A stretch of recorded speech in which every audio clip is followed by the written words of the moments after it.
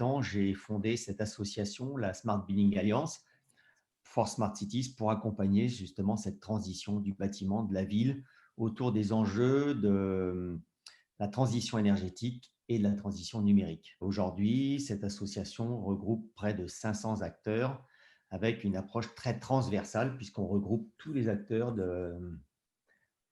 impliqués dans le bâtiment et la ville. Effectivement, on voit que le bâtiment change diamétralement parce que nos usages changent aussi, hein. On l'a dit tout à l'heure, on ne travaille plus pareil, mais on ne va plus soigner pareil, on ne va plus enseigner pareil, on ne va plus commercer pareil. Et donc, toutes nos activités humaines sont en train de changer. Et le bâtiment doit s'adapter à ces changements d'usage. Et en fait, alors que le bâtiment était rigide, monolithique, dédié à une seule application, parfois à une seule société, on voit qu'en fait, on va aller de plus en plus vers des bâtiments pluriels, multi-usages et des espaces qui devront être forcément évolutifs, tournés vers les usagers et vers ces nouveaux usages. Et de fait, ça va impacter foncièrement la valorisation de ces bâtiments, puisque effectivement, ce qu'on attendra d'eux, c'est de répondre aux besoins de ces nouveaux usages et d'être dispensés le plus possible de services. Ce qui fait que la valeur d'un bâtiment ne sera plus uniquement liée à sa localisation, mais également aux services dont qu'il pourra dispenser. Et l'objectif, c'est de passer effectivement d'un bâtiment centre de coût à un bâtiment centre de profit. Alors, pour faciliter tout cela, la SBA a travaillé sur un cadre de référence, un cadre de confiance qui s'appelle Ready to Service, dont les principes sont très simples. C'est premièrement constater qu'il y a un nouveau fluide qui arrive dans le bâtiment, c'est ce réseau smart, l'Internet. En plus de l'électricité, en plus de l'eau, du gaz, il y a Internet, le réseau smart, quatrième fluide, vers lequel vont converger toutes les données du bâtiment. Et c'est un réseau unique. Il relie effectivement à la fois des équipements qui transmettent des données et des applications. Et ces trois niveaux, donc les équipements, l'infrastructure numérique, IP, et ces applications sont indépendantes. Et cette notion d'indépendante est fondamentale. Ce n'est pas toujours le cas aujourd'hui. Vous avez des offreurs qui vous arrivent avec une solution globale pour apporter un service d'optimisation des espaces, par exemple, et ils arrivent avec des capteurs, une infrastructure, une application. Et bien entendu, on a une application qui ne vient pas s'intégrer dans une méta-application. Et puis demain, si on veut changer l'infrastructure ou mutualiser l'infrastructure, on va vous dire, ah ben non, ce n'est pas possible, c'est tel protocole, c'est tel système, c'est propriétaire, etc. Eh bien ça, on dit que c'est fini, c'est hors de question, ce n'est pas durable et ce n'est pas évolutif.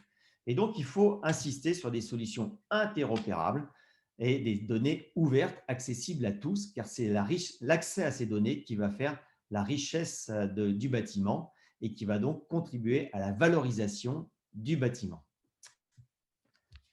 Alors, très rapidement, on parle de connectivité. D'abord, on décrit les équipements et les interfaces. Et là, on parle d'API, Application Programming Interface. Et là, on est très avancé à la SBA. On a finalisé un groupe de travail qui s'appelle R2S Connect. Et on décrit exactement le niveau d'API pour chaque équipement et comment il doit communiquer. Ce qui permet justement à chaque usager, à chaque facility manager ou propriétaire de connaître exactement les tenants et les aboutissants sur la connectivité des équipements. Ensuite, on parle de la connectivité et du réseau. Donc, comment effectivement l'infrastructure reçoit ces données. Enfin, le cadre de confiance numérique. Et on parle là de sécurité, protection des données et cybersécurité. Et enfin, management responsable, c'est-à-dire comment tous ces équipements, toutes ces interfaces, toutes ces infrastructures sont gérées sur la durée par les exploitants. Et ça, c'est fondamental aussi, par les exploitants et contractuellement. Alors, j'ai parlé de données, bien entendu. La donnée est au cœur du smart building et de la smart city. Et là, la gouvernance de la donnée est fondamentale.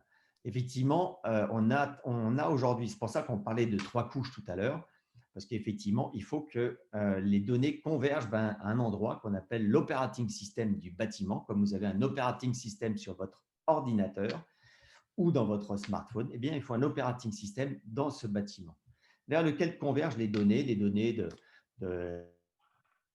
des espaces, de la sécurité, du CVC, du contrôle d'accès, de tous les objets connectés, des compteurs, par exemple. Et ensuite, ça veut dire que les opérateurs de services vont pouvoir piocher dans cet operating system pour aller opérer des services grâce à des contrats qui auront été opérés entre eux et un tiers de confiance qui a accès à ce fameux operating system du bâtiment. Et comme vous voyez, grâce à ça, on va pouvoir dispenser des services multiples. L'objectif d'avoir un operating system du bâtiment, c'est de structurer toutes ces données de manière lisible, intelligible par un grand nombre d'opérateurs de système et justement de faire sauter tous ces verrous propriétaires qui ne servent pas les intérêts des usagers. Je suis directrice du design associée chez Faber Novel depuis 7 ans et j'interviens donc sur des sujets de conception d'expérience utilisateur qui peuvent être aussi bien des clients que des collaborateurs. Et qui m'amène à penser, créer des nouveaux produits, services et des lieux, espaces de plus en plus. Quand on parle de smart building, c'est un domaine qui n'est pas nouveau, même si on en entend beaucoup parler actuellement dès qu'on touche à des notions d'expérience dans des lieux, que ce soit des résidences ou des bureaux. Néanmoins, c'est pas nouveau et je vais rien vous apprendre là-dessus. Vous travaillez dans le secteur, donc voilà, je veux bien la slide suivante, Céline. Mais par contre, ce qu'on a vu, c'est que ces dernières années, l'immobilier résidentiel s'est emparé du sujet. De nouvelles solutions ont été lancées, tournées vers le grand public. Et ça, ce que ça permet, ce que ça a de super, c'est que ça démocratise la techno et le concept. Ça permet à la fois techniquement d'avoir des solutions plus simples à appréhender et en termes d'usage qui sont souvent plus au fait d'une réalité terrain. Voilà, donc démocratisation du smart concept, tant dans l'offre que dans le concept. Et donc derrière, lorsque aujourd'hui on repense des expériences dans des bureaux, des espaces de travail, le sujet est beaucoup plus mature et on peut penser, imaginer des choses sans trop de contraintes derrière, vraiment en pensant usage et ensuite trouver les bonnes qui vont permettre d'implémenter des visions qui sont assez ambitieuses. Et peut-être, avant de plonger sur une étude efficace, je veux bien la slide suivante. Une slide qu'on aime bien utiliser. Non, je veux bien celle, la boussole, s'il te plaît. Ouais, merci. Ça, c'est ce qu'on appelle un peu notre boussole du smart building, qui va nous guider dans le positionnement, les stratégies et la conception d'expériences et qui permet de mettre en lumière que, en fait, quand on parle de smart building, on a souvent en tête cette dimension connectée et peut-être moins les deux autres dimensions. Donc, c'est intéressant de voir que ces trois notions qui sont complémentaires font partie de ce concept de smart building et ce qu'elles ont en commun, c'est qu'elles mettent au centre l'usager et son environnement. On y reviendra ensuite. Le smart comme connecté, c'est ce qui va revêtre l'aspect technologique.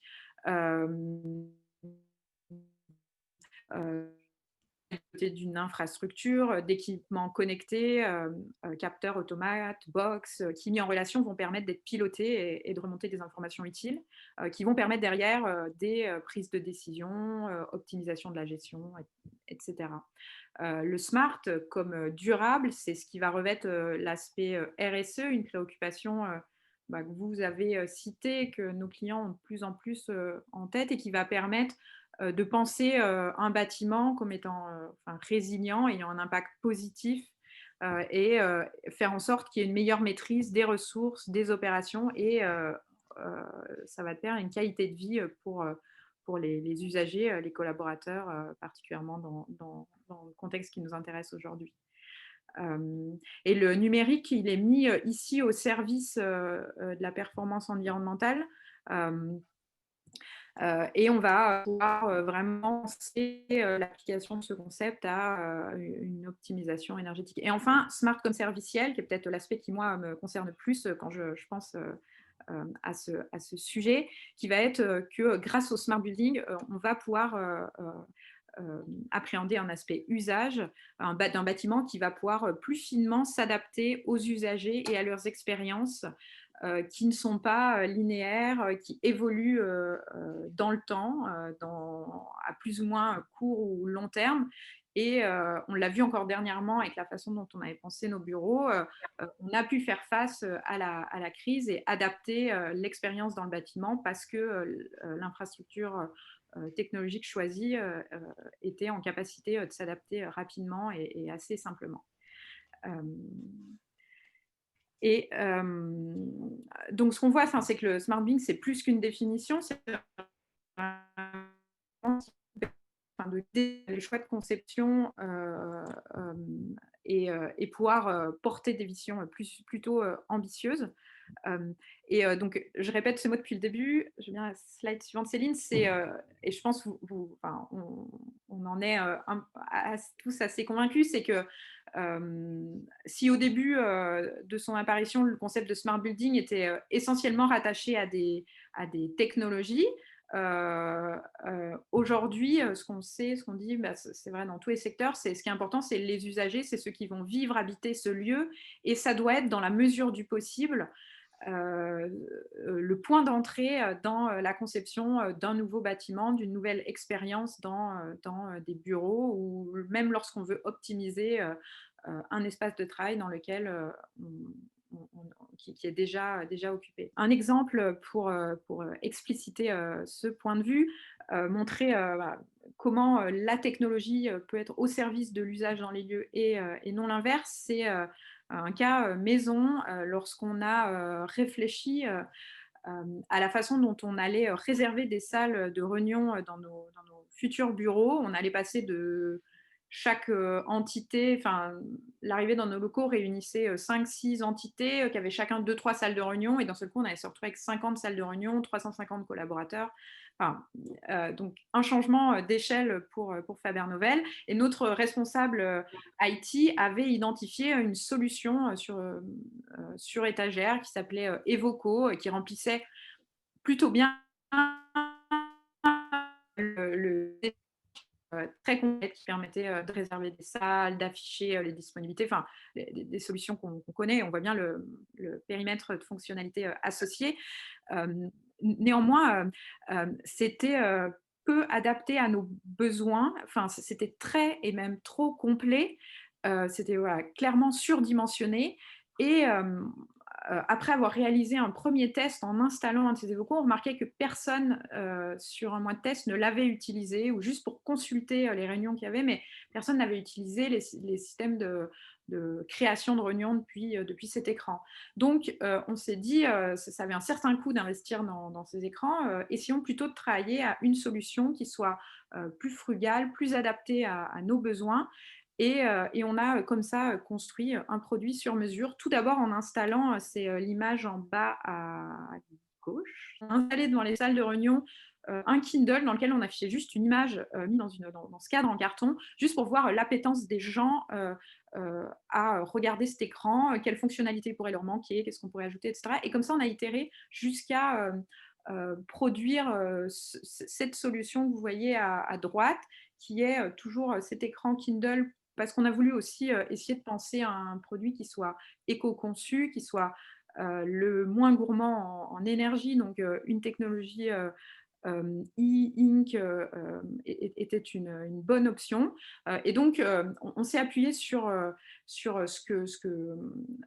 les habitudes qu'avaient déjà les collaborateurs, à savoir réaliser l'ensemble de leurs réservations de salles via leur Google Calendar. Et l'écran présent devant les salles permet juste d'afficher la disponibilité ou la réunion en cours, et éventuellement un booking de 30 minutes. Donc, c'est un point que vous rappeliez, que je ne sais plus qui par l'intro, c'est important de ne pas surdimensionner les solutions, de s'appuyer aussi sur l'existant et ce que les gens utilisent, enfin les collaborateurs utilisent déjà comme outil, de ne pas multiplier ni les applications ni les dispositifs dans les bureaux. C'est juste essayer de minimiser l'impact et l'ajout de nouvelles technologies. Euh, pour autant, à force de dire penser aux usagers, comprendre leurs besoins, vouloir à tout prix se faire leur voix et mettre ça en numéro un de la liste lorsqu'on conçoit des nouvelles expériences, on aurait peut-être tendance à oublier qu'il y a beaucoup d'autres acteurs, notamment ceux qui vont exploiter, gérer un bâtiment, qui sont à boucle dans les différents parcours utilisateurs, si on les prend au sens plus large. Et c'est une dimension qu'il ne faut pas oublier, ceux qui vont opérer les lieux au quotidien, soit dans le bâtiment, soit à distance. Et pour qu'on construise une approche qui soit la plus complète et qui satisfasse chacun des aspects, il faut bien prendre en compte toutes les parties prenantes qui vont intervenir sur un bâtiment. Donc, quand on dit utilisateur ou même usager, ce n'est pas uniquement les usagers finaux, les collaborateurs qui vont vivre ces lieux, mais également tous ceux qui vont l'opérer. Pour compléter la présentation, un exemple de cas où on va voir un peu comment on a pris en compte toutes ces parties prenantes dans la conception de la gestion des au bâtiment. Je parle le cas ici, c'est toujours nos bureaux à Faber-Novel, rue Saint-Lazare, avec un focus donc sur cette gestion des accès. On la pense souvent sous un aspect sécuritaire et très rarement du point de vue de l'utilisateur. On avait remarqué en travaillant pour différents clients que c'est souvent un aspect sur lequel on va peut-être accorder moins d'importance, qui va être négligé, ou alors sur lequel on va appliquer des solutions existantes. On va compter sur une présence humaine des hôtes et hôtesses à l'entrée, des agents de sécurité, etc. Mais il n'y aura pas forcément une solution qui va permettre d'optimiser cette entrée dans les bâtiments, qui va être différenciée en fonction du type de visiteur. Et qui peut créer derrière différents problèmes avec des visiteurs qui vont être bloqués, avec une demande qui peut être jugée envahissante pour certains visiteurs, etc. Donc on a senti prendre à bras-le-corps ce problème qui était aussi un moment, cette entrée, cet accueil des visiteurs qui correspondait aux valeurs de Faber-Novel, un moment sur lequel on voulait investir du temps, qui était le début de l'expérience dans nos bureaux et qui était importante à nos yeux. Donc on l'a essayé de traiter avec le plus de soins possible. Et donc, on a pensé une solution pour qu'elle réponde assez simplement aux besoins. On a tout d'abord observé, interviewé nos collègues pour savoir comment ils accueillaient leurs clients et les différents visiteurs, qu'est-ce qui était important pour eux. Et ensuite, on a essayé de trouver une solution qui permettait de transmettre ces valeurs d'ouverture, de convivialité, aussi d'élégance qui sont propres à Faber-Novel. Donc on a pensé, là c'est la partie un peu visible de l'iceberg entre guillemets, qui est cette borne connectée à l'entrée de nos bureaux qui va fluidifier la gestion des accès. Les visiteurs qui se présentent à l'entrée ont reçu en amont un email les invitant avec un QR code qu'ils ont juste à scanner, à passer devant la borne. On a là choisi une solution qu'ils avaient déjà l'habitude d'utiliser. Donc la crise du Covid a amplifié et démocratisé encore plus l'utilisation du QR code, mais on avait remarqué que c'était déjà une pratique assez courante, notamment lorsqu'on prend l'avion. Enfin, de plus en plus, les boarding pass, par exemple, sont dématérialisés sous forme de QR code. Donc, une solution très simple pour répondre à ce besoin, un envoi d'email. Et côté collaborateur, là aussi, il avait juste à générer son invitation via son Google Agenda et s'envoyer automatiquement l'email à son client. On a aussi pensé cette solution gestionnaire en regard, en créant, mettant à disposition des interfaces pour les administrateurs qui vont permettre de savoir qui est rentré, quand, combien de personnes dans le bâtiment, etc. Une solution qui est enfin, hyper importante pour eux, encore plus pertinente aujourd'hui, qui nous a permis, avec, de s'adapter à cette crise Covid, de savoir qui était présent dans les bureaux, combien de personnes, etc. On a pensé aussi le pendant côté sécurité, les agents recevant des SMS en cas d'intrusion, par exemple. Donc, on a vraiment essayé de mapper l'ensemble des acteurs et imaginer quelle expérience ils allaient vivre. Je vous ai mis ici un exemple de parcours, qui est le parcours d'invitation d'un client, mais on a réalisé tous les parcours pour l'ensemble des utilisateurs de ce système, du collaborateur au client, à l'agent de sécurité, l'agent d'accueil, etc. Donc, on a vraiment adapté, pour ceux qui l'ont déjà appliqué, cette approche de conception d'expérience utilisateur à la conception, avant de penser process et interface de gestion et choix technologique. La technologie étant été choisie une fois qu'on a eu posé l'ensemble de ces concepts et de cette expérience. On est allé chercher la bonne solution pour réaliser cette expérience. Et on a conçu sur mesure les morceaux qui pouvaient ne pas être présents ou ne répondant pas à notre besoin. Et enfin, j'ai dit pas mal de choses. Peut-être aussi ce qu'on a essayé de faire, et je rejoins des réflexions qui ont été faites au début, c'était avoir un service supplémentaire pour créer des invitations, pour inviter des visiteurs. De même pour le contrôle d'accès, en fait, de n'avoir qu'une seule application qui permette de générer l'ensemble des interactions qu'on allait avoir le bâtiment et de s'appuyer au maximum sur les outils que les collaborateurs utilisaient déjà, à savoir la suite Google. Donc, on s'est appuyé sur ce parc, ces contraintes techniques existantes pour imaginer la suite. Et je repasse la main à Emmanuel pour des exemples encore plus précis pour étayer nos propos. On a eu une première évolution avec le smartphone. Et on voit qu'un smartphone, sa valeur, c'est surtout les applications qu'on en tire. Et l'IoT, c'est vrai que c'est aussi une vraie révolution. Là, je mets 2 interrupteurs, les vieux interrupteurs qu'on connaît tous. Et puis là, c'est un bouton poussoir d'une Philips Hue. Et on voit qu'en fait, on peut aller beaucoup plus loin avec un objet connecté. Parce qu'en fait, bien sûr, là, on va pouvoir allumer la lumière, une lumière ou X lumières, on va pouvoir les faire varier. Mais en fait, on va aussi transmettre des données et ces données vont être utiles pour n'importe quel type d'exploitation de ces données, notamment savoir combien de fois cet espace a été, par exemple, visité.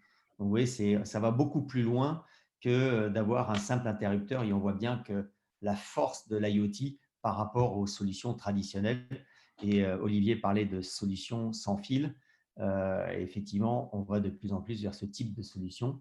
Et pour introduire justement, voilà un peu la vision que j'ai moi de l'infrastructure numérique du bâtiment dont je vous ai parlé.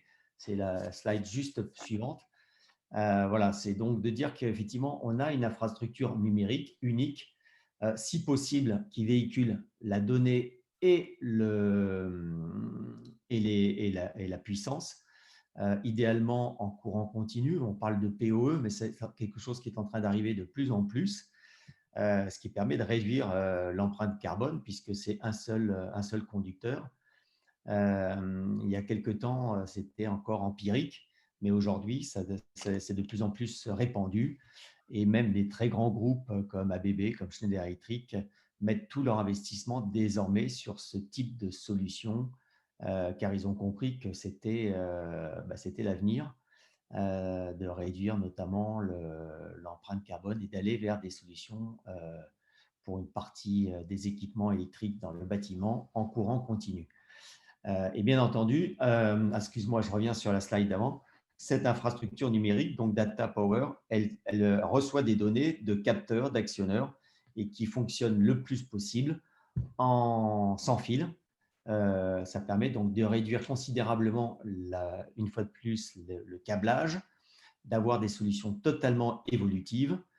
Et surtout, j'insiste là-dessus, ce n'est pas uniquement parce que je suis dans ce type de technologie, mais c'est également sans pile, c'est-à-dire que c'est des capteurs qui sont autonomes, qui s'alimentent avec l'énergie ambiante, la lumière, l'impulsion, la différence de température. Et ça, si vous voulez, aujourd'hui, c'est peut-être nouveau pour vous, mais d'autres le connaissent et c'est implémenté à la fois dans les bâtiments tertiaires, les bâtiments résidentiels. On voit bien que mettre des objets connectés, simplement, à partir du moment où on a cette infrastructure numérique, ajouter un simple capteur, hein, comme celui-là, par exemple, ou celui-là, eh bien, c'est très facile et ça permet donc tout de suite de déployer des services qu'on va voir juste après. Alors là, c'est des exemples d'optimisation des espaces. On voit bien qu'aujourd'hui, c'est un vrai sujet. Eh bien, de rajouter un détecteur de mouvement, un détecteur justement de vibration comme celui-là, qui fait aussi lumière, température, humidité, va permettre juste un petit capteur dans un espace et bien vous apporte une multitude de services et donc derrière d'optimiser notamment cet espace aussi bien par l'utilisation, mais aussi optimiser par exemple le confort par exemple la température, l'humidité, hein, ce fameux capteur, ou celui-là qui est un capteur de CO2. Et une fois de plus, il est autonome. On n'a pas à tirer des fils, on n'a pas à s'embêter, on n'a pas à revenir derrière 2 ans, dans 5 ans, dans 10 ans, dans 15 ans. Il marchera toujours. Ce qui est très important, c'est d'avoir cette fameuse infrastructure numérique qui existe et qui peut collecter les données. Vous voyez, donc de tas de solutions. Donc ensuite, on voit qu'on peut faire du comptage de personnes. C'est très simple. Effectivement, si j'ai mon accéléromètre sur mon bureau, bien, ou sous mon bureau, eh bien, je sais qu'il y a une personne ou pas. Si je mets mes petits capteurs sur les portes de toilettes, eh bien, je sais exactement combien de fois elles ont été visitées. Et donc, je saurais envoyer une personne au bon moment et non pas une fois par semaine qui change indépendamment tous les équipements des toilettes. Mais là, non, justement, ça sera fait quand il y aura besoin, c'est-à-dire avant ou après ce qui est prévu aujourd'hui. Et l'objet de tout ça, c'est effectivement, c'est pour l'usager qui est au centre. Et il faut l'informer, il faut l'associer à ses démarches, il faut l'impliquer, il faut l'accompagner, il faut le responsabiliser. Et tout ça, ça ne marche que si effectivement on a mis quelques acteurs, capteurs, actionneurs, et surtout il a un accès facile à la donnée. Et donc on peut l'appliquer. Et moi, ce que je dis, c'est que tout ce qu'on fait là, c'est bien sûr pour nous, pour la planète et pour avoir des bâtiments pluriels, multi-usages et une ville plus durable. Merci.